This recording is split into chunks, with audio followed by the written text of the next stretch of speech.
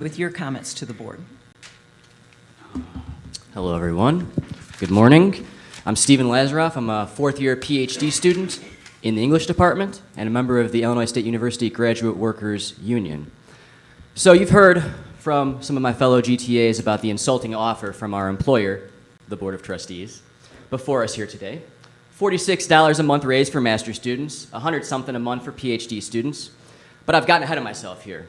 I should slow down. In month 7 of bargaining, Hovey Hall finally gave us an economic proposal after we'd arrived at the beginning of bargaining in March with a complete package of proposals, taking this seriously. That's what it looks like to take it seriously. Looking at the proposals, though, it appears they really didn't need all that time at all. They could have given it to us in March, when they're the ones on the clock getting paid to be at the bargaining table, and yet their proposals reflect zero respect and zero effort. They aren't even putting in the effort. The proposed wages still leave grad workers over 60% below the cost of living. 60%. This is not tenable economically, as Rebecca said and others have said, but it's also not tenable morally. Let's take a look. Is it moral to have a wage differential of 28-1? Interim President Tarhuli makes $320,000 a year. That's $27,000 a month. That's more than 2 master's grad workers in communications make in 9 months. One human being. $320K a year. That's 29 grad workers at the minimum. 50% of our unit are at the minimum. That's 29 of them. 29 people for one person? Is President Tarhuli worth one person? Worth 29 people?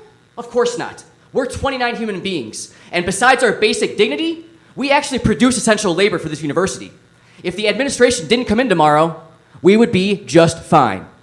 Unfortunately, the meetings hit a wall as Director Kruger, I jumped ahead of myself here. So in order to tell us how ISU is funded, right, they bring in Vice President of Finance, there he is, a very wonderful fellow actually. I was quite impressed by the way in which he talked to us honestly. Unfortunately, the meeting hit a wall as Director Kruger acted as Mr. Stevens' counsel, jumping in at every question to gobble up any possible truth. If you know him, you know he's great at that. One instance in particular back in March, I was looking at the figures for NIU, because NIU is a peer institution, Northern Illinois University, peer institution. They get $20 million more in state appropriations. Why is that? Vice President Stevens was forbidden to answer that question. When I asked, do you guys go down to Springfield and lobby for more? Do you tell people that there are grad workers making a food pantry for grad workers because of the poverty? Final thing. I'd like to congratulate Ash Abakumi, the new old student trustee. I ran against him last spring. Congratulations. He won last spring's election as an incumbent. We've never met because you didn't campaign at all. But since you've won, I have a message for you. A plea, really. Please use your position for good and serve the students, staff, and faculty. This is quite a responsibility you have. You'd think at some point in time, in taking that responsibility seriously, you might have to vote no and go against the rest of the board. But has it happened? Have you? I hope I'm wrong. I hope you fight back there in private. But all I hear is you're chumming it up, going on Board of Trustees field trips.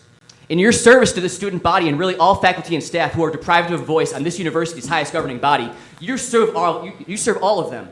You can champion impoverished grads and undergrad workers. You can fight to end poverty wages at ISU. Or you can sit on the wrong side of history with an unaccountable Board of Trustees which cares more for stashing cash away than spending it where it needs to be spent. An administration uninterested in lobbying for more money. And they are united in building a campus that desperately needs grad worker labor, since they can charge the same amount for our labor as they do for tenured faculty. Students pay the same credit hour price for my class as they do for a tenured faculty member. Is there an asterisk on their transcript next to my class? We represent 30% of instructional faculty, and this produces everyday and long-term suffering, poverty, and debt for hundreds of people on this campus. ISU can end poverty on campus on Monday and chooses not to. Think about that. Thank you. Thank you, Stephen.